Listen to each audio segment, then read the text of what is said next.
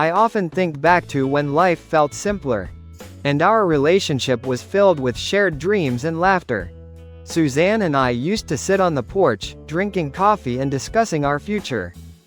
We were young, ambitious, and always made time for each other, despite our busy schedules. But over the years, our careers took over, and we gradually grew apart. We ignored the growing distance, always focusing on the next project or deadline.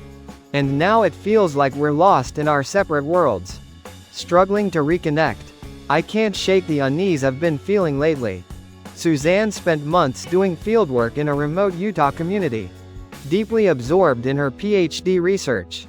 Since she returned, she's been consumed by her thesis, spending all her time in her study, leaving our home quiet and distant. I find myself alone at my desk, grappling with the growing distance between us. I feel like Suzanne's ignoring my efforts to address our issues, and I'm running out of ways to bridge the gap. Now, a bit about us. I'm Ethan, a geologist working in oil exploration. I'm good at what I do and was recruited right out of grad school. Suzanne, my wife, is an academic, passionate about research and teaching. We met in college in Colorado, married 5 years ago, and both pursued our master's degrees, hers in sociology, mine in geology. Despite our different paths, we've always supported each other. But lately, things have changed. Suzanne spent 2 months in Utah for her research, much longer than planned. She didn't keep in touch, claiming she had no access to phones or emails, which seemed unlikely. When she returned, she locked herself in the study to focus on her thesis, and communication between us has been minimal. I've tried to reach out, but it feels like she's keeping me at a distance. She's researching a splinter group from the Mormon Church in a closed community. And while I understand the importance of her work, the way she's handling it is pushing us further apart. I started to question whether my perception of that closed community was accurate. How did Suzanne, an outsider, manage to gain their trust for so long? Maybe they made an exception for her. Did they know she was researching them? These questions puzzled me, but Suzanne refused to discuss anything related to her research. I admire her dedication to completing her PhD, but something feels off. Since she returned, her lack of communication bothers me. And when I brought it up, she got irritated, implying I didn't understand the complexity of her work. She wouldn't discuss her 2-month stay at all. Before leaving, she had shared her research plan with me. Now, after finishing her fieldwork, she won't talk about it. I felt excluded from this part of our life. Simple, non-threatening questions seemed like a big deal to her. For the first time in our marriage, I felt Suzanne was hiding something significant. The tension between us kept growing, and she became increasingly secretive. She promised to explain everything after her thesis was done. But that offered me no comfort. Why not tell me now? The first thing I noticed when she returned was her drastic change in appearance. Before, she dressed like any 26-year-old woman, stylish but not too revealing. Now, she wears ultra-conservative clothing, long dresses that cover her neck and ankles. And she stopped wearing makeup and perfume.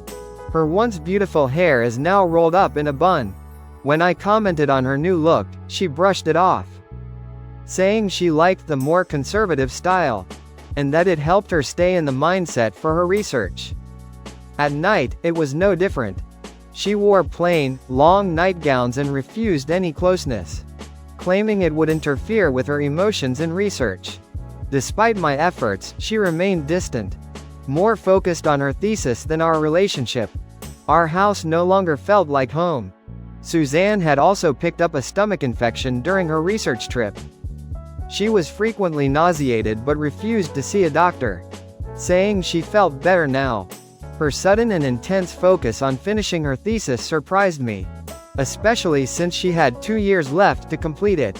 When I questioned her rush, she said she wanted to return to high school teaching in the fall, and needed her degree by then. While that explanation made some sense, it didn't fully add up. We always discussed major decisions together, but now she was making them on her own, further straining our marriage. When I asked where she was applying for a teaching job, she said she hadn't decided yet and was too busy to look into it. I offered to help, but she firmly told me not to interfere, and that she would handle it in her own time. Suzanne's focus on completing her thesis and earning her degree seemed to overshadow everything else, including our relationship. I felt excluded from her decisions, and it worried me that she didn't see how deeply connected we are. Her choices affected me, yet I had no say. Time passed, and our conversations remained superficial. While her health improved, our marriage continued to fall apart.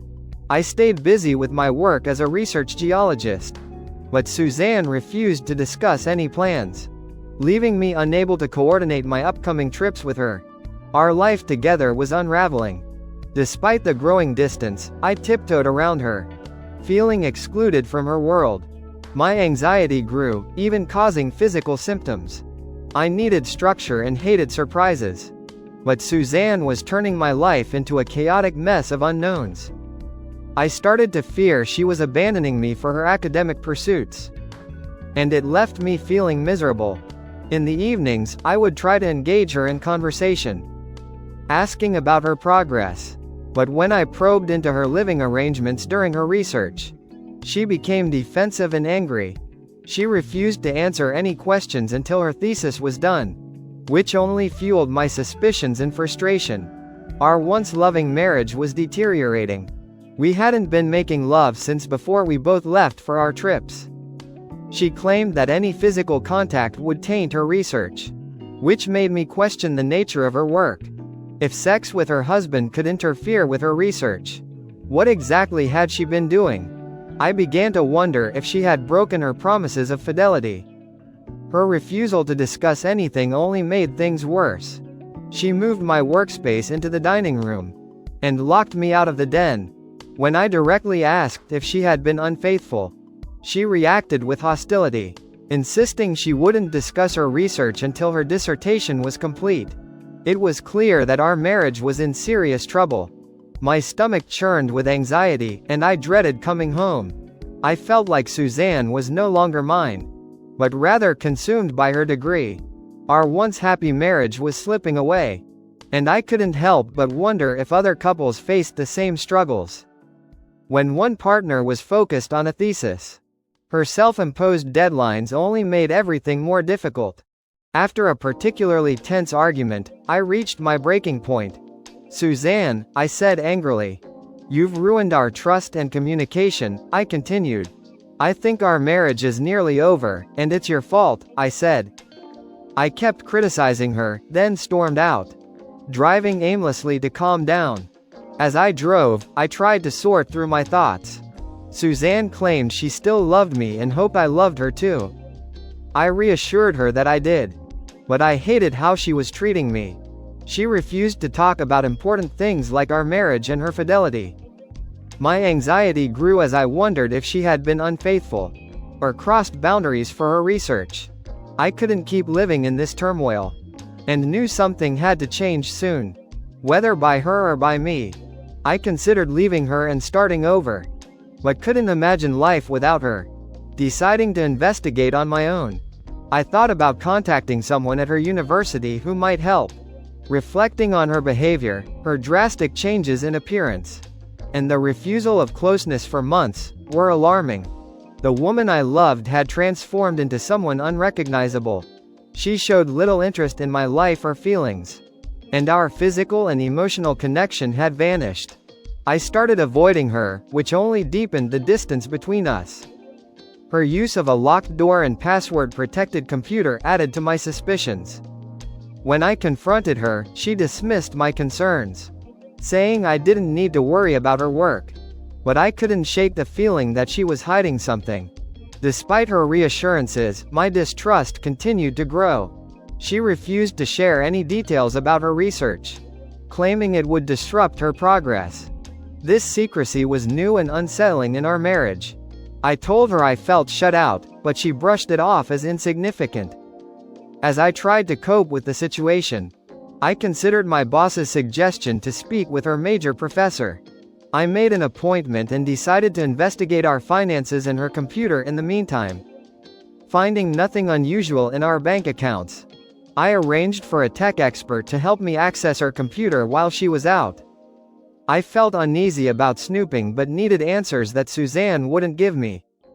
The opportunity came when Suzanne told me she had to meet with her thesis committee the following Tuesday, giving me the time I needed to dig deeper. With the help of my tech friend, I planned to uncover whatever secrets Suzanne was hiding. That Tuesday morning, nothing changed.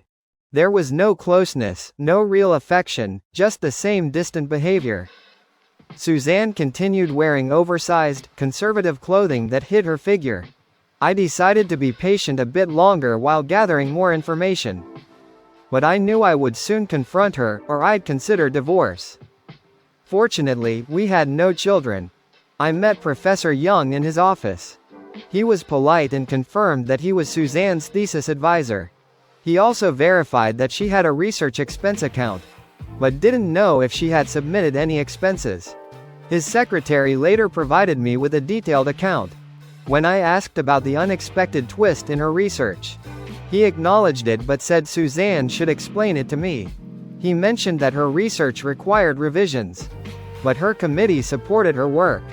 He advised me, as a husband, to have a deep discussion with Suzanne about everything that happened during her research, emphasizing the importance of forgiveness in marriage. His words only increased my anxiety and suspicions.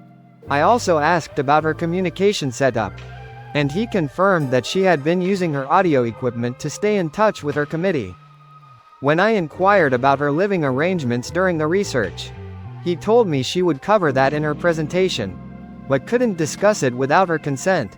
He found it odd that she'd asked him not to talk to me about it, further heightening my concerns. As I left, the secretary handed me a file with Suzanne's financial records, which I kept for later review. Driving home, my suspicions grew. Professor Young hadn't eased my worries. Instead, my paranoia deepened. There was no concrete proof of infidelity, but the secrecy raised red flags. At home, I hid the file in my desk, and didn't mention my meeting with the professor to Suzanne. It was the first time I kept something significant from her, and it made me feel uneasy. We had a brief conversation, but the tension remained. I told her that her behavior was leading me to suspect infidelity, and that it needed to change, or our marriage would end. She just grimaced and gave a forced smile, promising to explain everything once her thesis was approved. On the day of her thesis defense, Suzanne dressed in the same conservative attire. I suggested she dress up for such an important event, but she dismissed my concerns, saying that her appearance didn't matter in her field. After she left, I called my tech friend, who was ready to help. He arrived with his equipment and quickly accessed Suzanne's computer, copying all her emails, files, and even deleted data. He erased any trace of our investigation, and advised me to store the backup disks in a secure location. I rented a safety deposit box and placed the disks there, knowing that whatever was on them could potentially destroy our marriage. When my wife returned that evening, she seemed happy. She had eaten in the city and called to tell me to grab a burger for dinner. I asked about her thesis critique, and she smiled, saying it went better than expected. Her thesis was accepted for publication, and her final jobs were completed. She was thrilled and said, "I'm almost done, there won't be any more problems." She was almost dancing with excitement. "See, I told you my dress didn't matter, my research spoke for itself," she said. I congratulated her repeatedly, but when I tried to hug and kiss her, she turned away. "I can't kiss you like I used to," she murmured. Confused and frustrated, I asked, "Your degree is secure, and your research is complete. Why can't we focus on our marriage now?" I said. She pulled away, saying, "We can't go back." I pressed her for answers, asking if our marriage was over, but she only asked for one more week to handle grant finances and graduation fees. Frustrated, I accused her of delaying and stringing me along. Another argument ensued, and I reluctantly agreed to wait. I warned her that if she delayed again, I'd start looking for a divorce lawyer. I went out for a long walk, angry and on edge. That night was rough. I couldn't sleep, and Suzanne seemed restless too. Early the next morning, I noticed a change in her body. Her stomach, usually flat, had a small, smooth bump. Horrified, I realized she was pregnant. Given the timing, the child couldn't be mine. She must have been pregnant before she returned home. And her secrecy now made sense. Overcome with rage, I violently shook her awake. She screamed, trying to escape, but I held her down. "You're pregnant with another man's baby," I yelled. "No more delays, you're going to tell me everything now," I said. I stormed out, slammed the door, and tried to calm down by making coffee. But my anger only grew. I smashed a glass in frustration, knowing this was the worst day of my life. When I called Suzanne to the table, she entered, visibly scared. And dressed in her usual drab clothing. I demanded that she put on something decent. But she confessed her old clothes no longer fit due to her pregnancy. She admitted she knew she was pregnant from the day she returned, but had kept it from me, unable to face it. Suzanne explained that she believed the pregnancy was a result of attacks during her research trip. She was coerced into sex by Henry, the head of the family she stayed with, and felt trapped. She couldn't escape or seek help because his family controlled the local authorities. She described how the situation spiraled into more forced and eventually voluntary encounters, leaving her with no choice but to submit. She began to sob, and my anger eased. If she had been attacked, it changed everything. I had always dismissed such stories, thinking they didn't happen in America. But now I had first-hand evidence. While I silently planned to seek revenge, I needed her to tell me everything first. "I'm sorry you were attacked," I said, more gently. "But that doesn't explain why you refuse closeness with me," I continued. "Or why you continued seeing him voluntarily," I said. "It doesn't explain your new habits or secrecy either," I added. "There has to be more, keep talking," I urged. "Our marriage is still in trouble, but you're redeeming yourself a little," I said. She cried more, and I couldn't tell if it was from guilt or because she was caught. "I'm trying, Ethan, this is so hard," she said. "I had planned to explain everything in stages," she continued. "But you forced me to start now," she said. "Please let me tell you everything in the order I intended," she added. I hesitated but agreed. "Okay, but it all has to come out today, no dragging this out," I said. "Yes, everything today, I promise," she replied. "Suzanne, before we continue, I need to tell you I've been investigating," I said. "I talked to your professor and copied everything on your computer," I continued. "You have one chance to be completely honest with me," I said. I readied a tape recorder, set it up, and turned it on. I also took her cell phone and turned it off, ensuring there would be no interruptions. Then she began her story.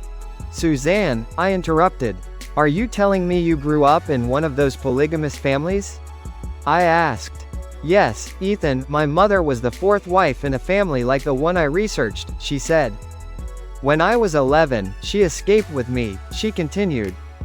"We fled one night, leaving everything behind," she said. "And eventually found refuge in Colorado," she added. "That's where we built a new life, and I never talked about it until now," she said. She paused, and I could tell she was exhausted.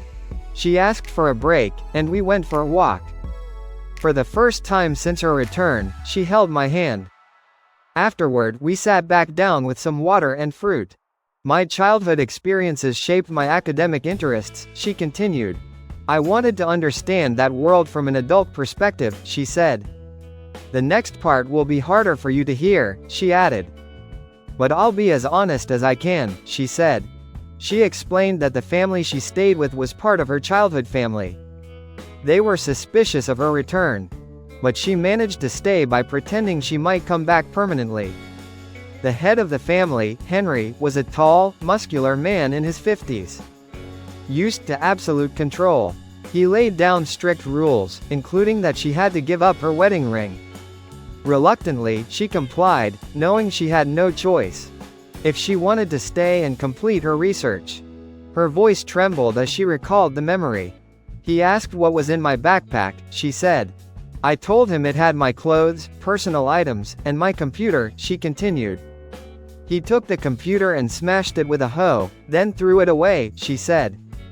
He also took my purse and the $1,000 inside, she added. Saying women weren't allowed money in his house, she said. I was glad I had hidden cash near the bus station, she continued. It became clear that I was more of a captive than a guest, she said. Needing his approval for my research, I agreed to all his terms, she added. She looked at me, her voice softening. Losing the computer is why I secluded myself when I returned home, she said. I had to reconstruct everything from memory, she continued. Including my emotional reactions, which were crucial to my research, she said. That caused me a lot of anxiety, both there and here, she added. But that was just a small part of my overall stress, she said. I agreed to follow all the community's rules without causing any disruption, she continued. Which aligned with my research goals, she said. You might wonder why Henry let me stay as an outsider, she added. The only reason was that Henry was related to me by family, not blood, she said. He's 20 years older than me and became the head of our family after my father passed away, she continued. When I arrived, I was given a bed in the attic with his other wives, she said. Henry slept downstairs, and the children slept with us, she added. I was to work like the other women, dress like them, and obey all the rules, she said. She paused, then continued. The first wife inspected my suitcase and found my birth control pills, she said. She threw them out, saying they were unnatural and against God's will, she continued. My underclothes were also taken and burned, she said. I had to wear plain white cotton garments, she added. I couldn't protest, I had to follow their rules or leave, she said. She looked at me with resignation. That night, I didn't think much of losing the pills since we weren't together, she said. I planned to start them again once I got home, she continued. I settled into a routine and gradually gained the wives' trust, she said. Allowing me to gather a lot of information, she continued.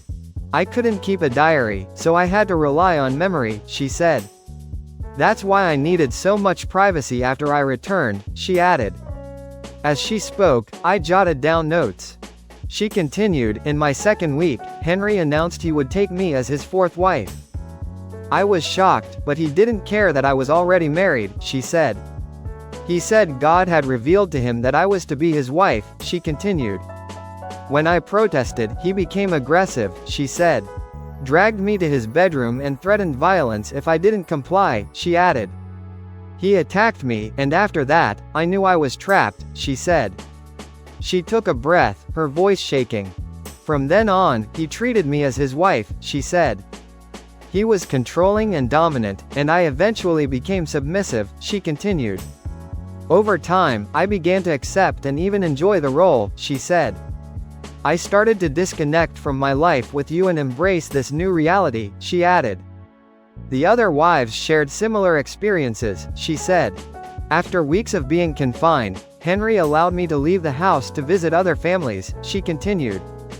By then, I had gathered a lot of information for my research, she said. I also became the community's teacher, developing lesson plans that conformed to their strict beliefs, she added. My role there became crucial for my research, and I was fully accepted as part of their world, she said. Her voice grew quieter as she added, one night, after a party for Henry's daughter. I grabbed my hidden credit card, left a note, and walked the road my mother and I had taken years ago, she said. After nearly 8 miles, I was exhausted but managed to catch a ride to the bus station, she continued. I retrieved the cash I had hidden, and you know the rest, she said. I returned home and started documenting everything, she added. I secluded myself to focus on writing, blocking out all emotions, including our relationship, she said. She sighed, looking drained. That's why I needed so much privacy, she said. My mind had to be free from any emotional distractions, including sex with you, she added. Now, my dear husband, this next part is even harder, she said. Do you want to ask questions, or should I continue, she asked. I decided to let her continue, feeling that our marriage was already beyond saving. She went on, I've had time to reflect on the two lifestyles I've experienced. They're very different, each with its own pros and cons, she said. Honestly, I'm drawn to the rural, communal life, she continued.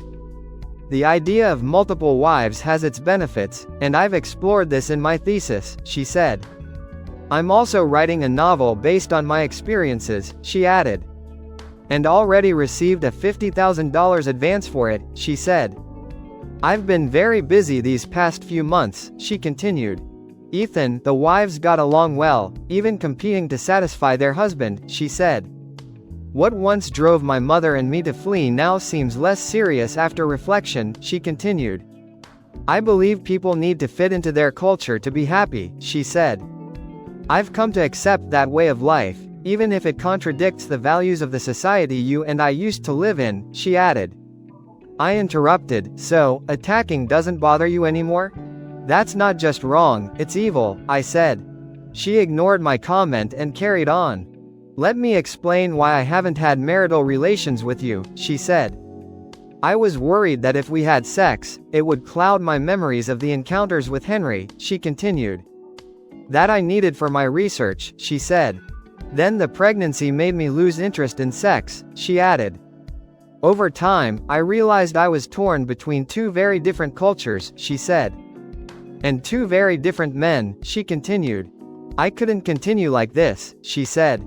In the outside world, I'm married to you, and we shared tender, gentle love, she said.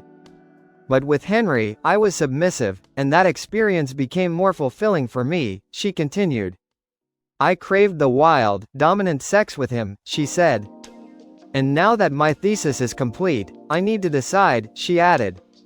Do I stay with you, or return to Henry, she said. I can't have both, she continued. If I return to him, I must be faithful to him and cannot have been with you, she said. If I stay with you, you'll have to accept that I'm carrying his child, she added. I'm still wearing your wedding band because Henry made me wear it, she said.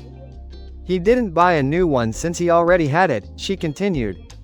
While the relationship started with an attack, I later willingly engaged in the dominant-submissive dynamic with him, she said. It was exciting and new to me, she added.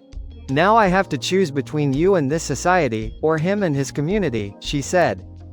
It's not an easy decision, she continued. She paused before continuing. I've told my thesis committee everything, including how I learned to enjoy that dynamic, she said. They know I'm pregnant, but it doesn't affect them academically, she added. Now I'm ready to answer your questions, she said. I just hope you'll be civil, as I have been, she concluded. I sat quietly, processing her words. My mind cleared quickly. I realized I didn't need the information from her computer or the grant records. The tape recorder would suffice. I took a deep breath and spoke, trying to control my anger. You've left me out of your decision-making completely, I said. You've forgotten your wedding vows to have and to hold, forsaking all others until the end of life, I continued. Yet you took another lover, had a child with him, and destroyed our marriage, I said. You've pushed me out of your life, I continued. And now your option to remain my wife no longer exists, I said. I've decided that our marriage is over, I added. I continued, your options are now limited. You can try to go back to Henry, who might take you back, I said. Or you can raise this child alone, like your mother did, I continued. Whatever you choose, you'll do it without my help, I said. I won't support you or the child financially or emotionally, I continued. You've tortured me for months, and now our relationship is dead, I said. You eliminated it, I added. Tomorrow, I'll see a divorce lawyer, I said. You chose research and infidelity over our marriage, I continued. And now you must live with the consequences, I said. You used me while giving your heart and body to another man, I added. Don't expect me to pay a dowry for someone else to take you off my hands, I said. I let out a harsh, angry laugh. How do you expect me to do that? I asked. She snapped back, I have my own grant money and the advance on my novel. I don't need anything from your precious bank account, she said. I can take care of myself, she added. Suzanne, you've used me, not loved me, I replied.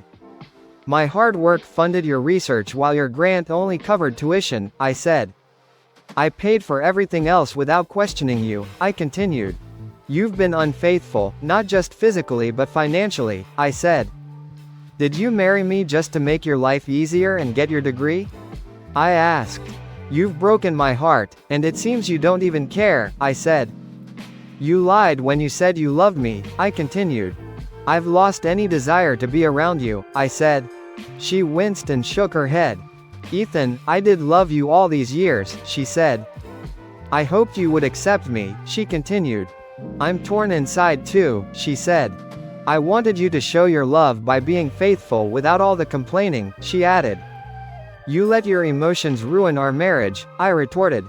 You broke my heart, and you can't fix it, I said. You don't understand love or fidelity, I continued. Did you want me to accept your infidelity as a sign of love? I asked. What kind of monster have you become? I said. You're like him now, I added. She had shared everything with her academic peers but kept it from me. I realized I had always been just a sideline in her life. Are you going back to him? I asked. Do you even know what your penance will be? I continued. He won't tell you, he'll probably strike you half to death to set an example, I said. You escaped once, but that won't happen again, I continued.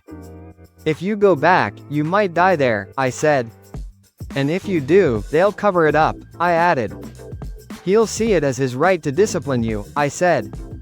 If you go back, you're risking your life and the life of your child, I continued. I won't be a part of it, I said. I had no idea if what I said was true. But I wanted to scare her. I wasn't thinking of reconciliation, I just wanted to hurt her like she hurt me. You think you can take care of yourself? I said. You'll find out if you go back, I continued. If you value your life, be very careful, I said. I couldn't understand how someone so intelligent could even consider returning to that life. Was she mentally ill? The idea of her turning her back on everything for a domineering man was baffling. I got up and walked around, feeling the weight of it all. The sun had set on our marriage. Suzanne, this morning, I was just angry, I said. Now I'm exhausted and defeated, I continued. I'm numb, I said. I feel some relief because at least I have closure now, I added. I need to figure out how to live without you, I said. You no longer exist to me, I concluded. I spoke quietly, drained of emotion. I felt old and broken. I no longer cared to attack her or argue. I just wanted her gone, out of my life entirely. She sat silently, staring at the wall. I went out for a walk to clear my head, knowing there was unfinished business. She had created her own punishment. But there was a man who still needed to feel the consequences of crossing me. I was determined to seek justice. I slept on the couch. The next morning, I called in for 2 weeks' leave. Suzanne had made coffee. Enjoy it, Suzanne, I said. You won't get any when you go back there, I continued. There are plenty of things you won't enjoy, I said. But you'll have your dominant sex, I added. We'll be divorced soon, I said. Keep your $50,000, but don't expect any part of this house, I continued. It's going on the market today, I said. I had plans for Henry that I wasn't going to share, I thought. Get ready to live somewhere else, I said. I'm moving to the corporate apartment this afternoon, I continued. I'll get the rest of my things soon, I said. From now on, we communicate through lawyers, I added. Here's your cell phone, I said. I packed in silence, taking the tapes in case we ended up fighting over the divorce. I didn't say goodbye, there was nothing good about this. She was just another obstacle to remove from my life. The next day, I closed our bank accounts and moved the money to new accounts. I canceled our joint credit card and applied for a new one. I met with a divorce lawyer and arranged everything. My boss was supportive and promised to help however he could. I told him all I needed was for my paycheck to go to my new account. And some time off. If Suzanne called, the secretaries could give her my new number, and I'd handle it from there. That took up my entire day. The next day, I went back to my former home. Suzanne wasn't there. I collected the tapes, my books, files, clothes, tools, pictures, personal items, and my cello. I also contacted the realtor to update my address and phone number. They informed me they couldn't list the house without Suzanne's signature. Fine, let her handle the mortgage, the lawn, and the broken bathroom toilet, I said. I left Suzanne a note with my new contact info, though I doubted she'd reach out. I mentioned I wanted to talk, not about the divorce, but about Henry. The more I knew about him, the better my chances of devising a successful plan. I was now determined to see Henry pay for his role in the collapse of my marriage. I wrote a heartfelt note asking Suzanne to meet and help me understand Henry's mindset and daily routine. I needed her to become an unwitting informant. Afterward, I headed back to the city to see the divorce lawyer. Armed with the tapes and computer files, I told him everything. I refused any pre-divorce counseling and insisted on splitting everything $5,050, including Suzanne's advance for her novel. I wouldn't agree to alimony or child support. I demanded she give up my last name, and that her child not carry my name either. I didn't want my name tarnished. I wrote a large check for my new bank account, not caring about the cost. What I needed was freedom from Suzanne, the marriage, and the hate. Clear-headed, I could focus entirely on making Henry pay. Success was my priority, not time. That night, Suzanne called. She wanted to talk. We arranged to meet for lunch in our former hometown the next day. I slept well for the first time in months, feeling focused and determined. Suzanne was now just history. After packing a few things for my upcoming trip, I met Suzanne at the diner. She looked better, glowing in a modern prenatal dress with a bit of makeup. I wished the child had been mine. Her bruised cheek was still visible, but the waitress seated us in a quiet corner. I approached the conversation cautiously, complimenting her on returning to modern life, though it didn't matter to me anymore. "Ethan," she began, "I want to apologize for how I said things the other day." I replied, "Suzanne, it wasn't how you said it, but what you did. Our divorce is inevitable, you'll receive the papers soon," I said. "The divorce will free you to return to Henry or live as a single mom," I continued. "It also frees me from any obligations to you or Henry's child," I said. "I can never forgive your infidelity," I added. "I'm trying hard not to hate you," I said. "You were a prisoner, but you didn't try to escape," I continued. "Maybe that was for the best, but what you experienced wasn't entirely like being attacked by a stranger," I said. "My mind is still confused," I added. "I want you to forgive me for the hateful things I said. Before she could respond, I continued, "I'm here to understand your life there, not to talk about sex. I want to know about your daily routine, Henry's work, the community's name, and its location," I said.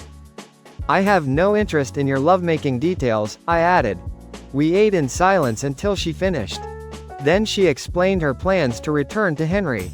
My warnings about his potential violence had scared her, but she needed to discuss the terms of her return. She also needed to determine if our marriage was truly beyond repair, as her heart was still torn between me and Henry. Her words triggered my anger. "Suzanne, I told you our marriage is over," I said. "Your divided heart, my heart is crushed," I continued. "Your consideration of another man broke us," I said. "Infidelity isn't just about sex," I added. "Maybe someday you'll understand the depth of your betrayal," I said. "You promised me loyalty in front of everyone, and you trashed that for a degree and some wild sex," I continued. "I'm no longer part of your future," I said. I shifted the conversation back to my original purpose, asking her about the daily life in Henry's household. She shared everything I wanted to know. I didn't sense any suspicion about my intentions. Henry was religious, superstitious, and a control freak. He took pride in dominating his family, and was highly respected by the other men in town. He had frequent sex with his wives, sometimes 2 or 3 in one night. Suzanne said she loved trying to keep up with him, likely to goad and humiliate me. It worked, but I didn't comment. I left the diner, determined to make Henry pay for his arrogance. Afterward, I visited Suzanne's mother, who was home from her teaching job. We sat at her kitchen table, where I shared the news of Suzanne's pregnancy.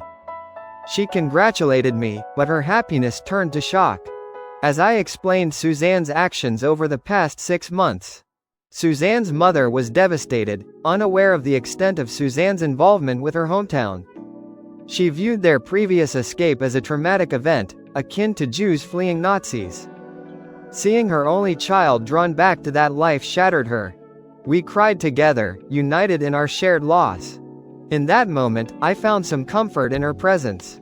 As the sun set, long shadows wrapped around us. We stood in a tight embrace, tears flowing. Hers dampening my shirt, mine wetting her hair. After what felt like an hour, we finally parted, emotionally drained. She invited me to stay overnight, and I gratefully accepted. The next morning, after breakfast and real coffee, I resumed my drive to my parents' home. I promised to stay in touch with Suzanne's mom. She was a beautiful person, both inside and out. I couldn't help but notice how much Suzanne had once resembled her mother before Henry. My hatred for him grew stronger. On the road, I called my parents but got no answer. I tried Dad's cell, and he picked up. He and Mom were visiting my brother, so I decided to extend my trip and join them. I hoped the reunion would help stabilize my new life without Suzanne. I stayed at a motel before reaching my brother's apartment. He had recently returned from Afghanistan, where he served as an infantry company commander. After the usual greetings and hugs, I asked for some family time in the living room. As the day grew late, I suggested ordering pizza, salads, and soft drinks. Once everyone was gathered, I shared the sad news of my impending divorce from Suzanne. Mom cried, and Dad asked if reconciliation was possible. I started from the beginning, explaining Suzanne's research project, my work trip, and the changes that followed. We were briefly interrupted when the pizza arrived. But I continued, detailing her pregnancy and the complex situation we found ourselves in. As I spoke, the pain inside me resurfaced, mixing with anger. Mom cried harder, clinging to Dad. Dad, though emotional, held back his tears. But I noticed his trembling hands. My brother remained silent, his military training and battlefield experience evident in his stiff posture. He finally stood up and walked around, deep in thought. When I finished, my brother quietly said, "Ethan, you and I need some time alone. Let's take a walk," he added. He pulled me off the couch, and we excused ourselves. We drove to my motel, called the family to let them know we'd be back in an hour or so. And then he began to speak. "Ethan, you're in a war, and you might not be prepared," he said. "Let me tell you how to fight this battle," he continued, taking control of the conversation.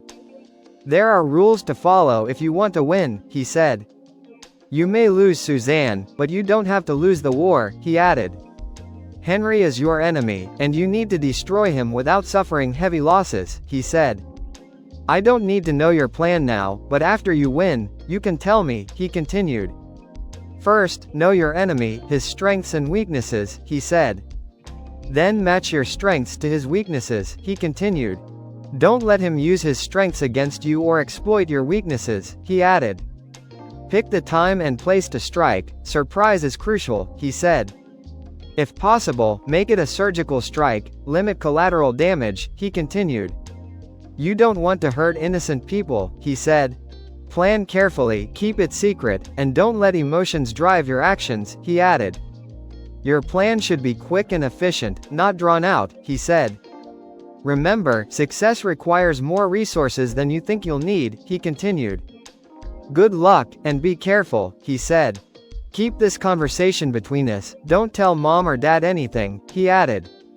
"You're already in the battle, so follow these guidelines," he concluded. With that, we headed back to his place. The next morning, we had breakfast together, and then Mom and Dad left for home. I followed them, needing to retrieve something I'd hidden in their attic. Something even they didn't know about. I stayed for a few days, sleeping in my old bedroom. Mom gradually recovered, and Dad and I had long talks about my future. though nothing was said about my plans for justice. We just enjoyed being together as a family. Eventually, it was time for me to move on. While mom and dad were out shopping, I went to the attic, found what I needed, and loaded it into my SUV. The next day, I hit the road again, heading back to my apartment. My boss had been asking me to go on another expedition. And without Suzanne, it was easier to accept. I told my parents about the upcoming 2-month trip to the equatorial Atlantic off Africa. But it wouldn't start until I'd used up all my leave time. I had up to 3 months before I had to go back. In Utah, I put the weapon, still in its boxes, into short-term storage. I knew satellites could track us. So I also picked up some furniture from my former residence to store along with the weapon. I accessed satellite maps of the area around Henry's town, studying them intently. I wanted him dead, but more than that, I wanted him to suffer. A quick death wouldn't be enough. I wanted to humiliate and degrade him publicly. As I planned, I realized eliminating him outright wasn't enough. He needed to know it was Suzanne's husband who took him down. But I couldn't leave any evidence. I smiled, imagining him on the receiving end of justice. Suzanne wasn't getting off scot-free either. I contacted a tough lawyer, recommended by my boss, to threaten the university with a lawsuit. I wanted to make them regret approving Suzanne's research. I didn't care about the legalities, I just wanted to get their attention. The lawyer sent a letter to the university president and the board of trustees, threatening a $2 million lawsuit. Their response came quickly. Suzanne's degree hadn't been granted yet, and the board hadn't given final approval. My lawyer demanded that they reject her research entirely, and revoke her thesis with no chance of appeal. In less than 2 weeks, the board passed a resolution, instructing the president to correct the department's findings, reprimand those involved, and deny Suzanne's degree. They even contacted her publisher, forbidding the use of the university's name in connection with her book, and froze her research grant account. I was satisfied. Weeks later, the university couldn't reach Suzanne to inform her of their decision. They contacted my lawyer, who provided Suzanne's divorce lawyer's contact info, along with her mother's and Henry's addresses. Suzanne wasn't at our former home, and I wondered where she was. Despite everything, I still worried about her and her unborn child. Though I hated what she'd done, I also had another plan in mind: to send Henry a message from God. I carefully crafted a formal document, styled like the Declaration of Independence, with scripture quotes to intimidate him. After several edits, I printed it on expensive linen paper, placed it in a beautiful holder, and ensured there were no fingerprints. The final product was ready. I was confident that Henry's superstitious beliefs and faith in new revelations and divine visitations would make the document seem like a message from God. I chuckled, feeling good about my plan. I was using my strengths against his weaknesses, just as my brother had advised. I shifted my focus to preparing for my upcoming trips. One was to confront Henry, and then I'd continue to Africa without returning. I planned to be the avenging angel who appeared out of nowhere and vanished without a trace. I loved the idea, but I knew any mistake could spell disaster. To succeed, I needed to study, practice, and maintain complete secrecy. The internet made gathering information easier than going to a library, where my actions could be traced. I studied maps and learned the layout of Henry's farmland. I knew what crops he planted, when he worked, and where he liked to rest. Satellite photos, far more detailed than public images, showed every detail of the landscape. I knew the perfect spot, a small ridge near a tree by his wheat field, where I could hide and make my move.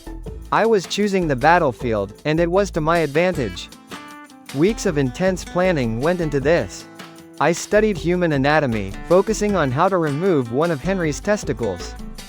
I wanted to leave him with his sexual drive but without the ability to satisfy it. A fitting revenge. He had taken my wife, so I would take away his means of sexual satisfaction. The plan felt right, but I knew the risks. I didn't want to end up in prison, so I fine-tuned every detail. I bought supplies from various stores, paying in cash. I even ordered makeup and a fake beard online, along with oversized shoes from a thrift shop. One morning, my lawyer interrupted my planning. Suzanne had signed the divorce papers and wasn't contesting it. I didn't need to appear in court. The papers were filed, and the 60-day waiting period began. My lawyer informed Suzanne's lawyer about the university's decision to revoke her degree. And Suzanne apparently lost it. She was devastated she'd lost everything, including her degree and reputation. I felt some guilt for hurting her mother, who was collateral damage in all this. But Suzanne had brought it on herself. Our house sold quickly, and we split the proceeds equally. Suzanne didn't want to live there, and I didn't care where she went. I had my own future to figure out. Strangely, I lost my desire for sex. My energy was consumed by my project. And I hoped my urges would return later. Suzanne had been my only partner, and I didn't desire anyone else. Not even her anymore. During this time, I stayed in touch with the office. And even did some pre-trip planning with my boss. My upcoming trip to Africa would provide a perfect alibi if needed. I confided in my tech-savvy friend, who helped me obtain fake passports, IDs, and other essentials. We prepared to leave the country, with him taking my place on the first leg of the trip. Our plan was to switch identities briefly, ensuring I had a solid alibi while I dealt with Henry. Everything was set. My geek friend and I coordinated our timing and flights. I packed my supplies, rented a storage unit, and prepared a rental car. I wore gloves, leaving no fingerprints, and changed into a disguise. Before heading to Henry's town, I made sure to be seen by locals but didn't engage with anyone. I believed I saw Suzanne, but I wasn't sure if it was her. I hoped she would witness the justice I was about to deliver. Then I left without a word, ready for the final phase of my plan. That night, I took my spot 20 yards from Henry's usual resting place under the lone tree.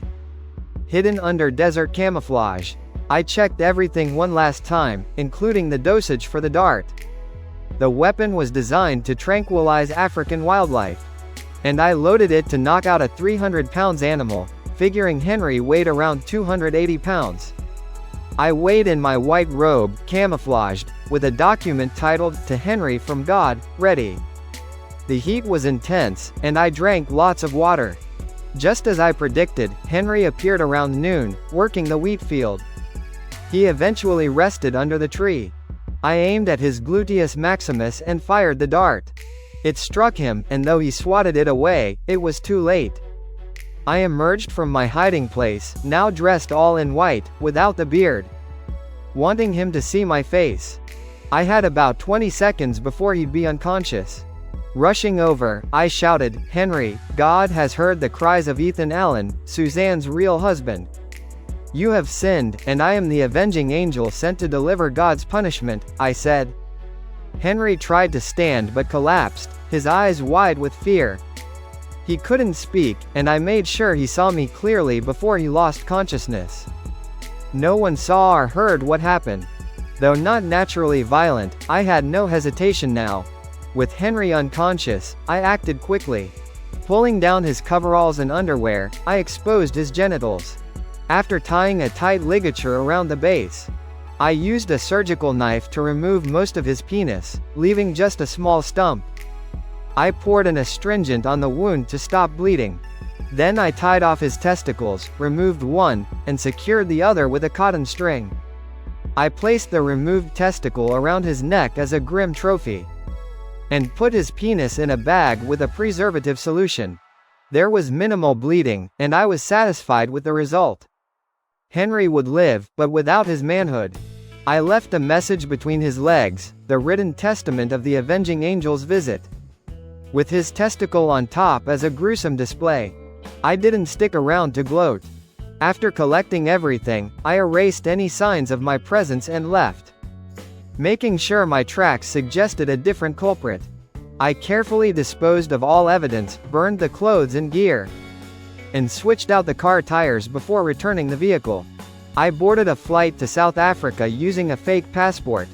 carrying Henry's penis as a twisted trophy. I was calm, even content, as I traveled. My friend and I met in South Africa, exchanged pleasantries, and went our separate ways. While I continued my work in Africa, Suzanne returned home, depressed and scared of Henry, who had become more violent after losing his manhood. She eventually left him, moved near her mother, and raised her child as a single mother. She never finished her PhD. And though I thought about reconnecting with her, I couldn't face raising Henry's child. On what would have been our 10th anniversary, I sent Suzanne the preserved phallus as a final gesture. I had moved on with a new life and family. In the end, no one really won. Suzanne lost her PhD. Henry lost his manhood. And Suzanne and I lost the woman I once loved.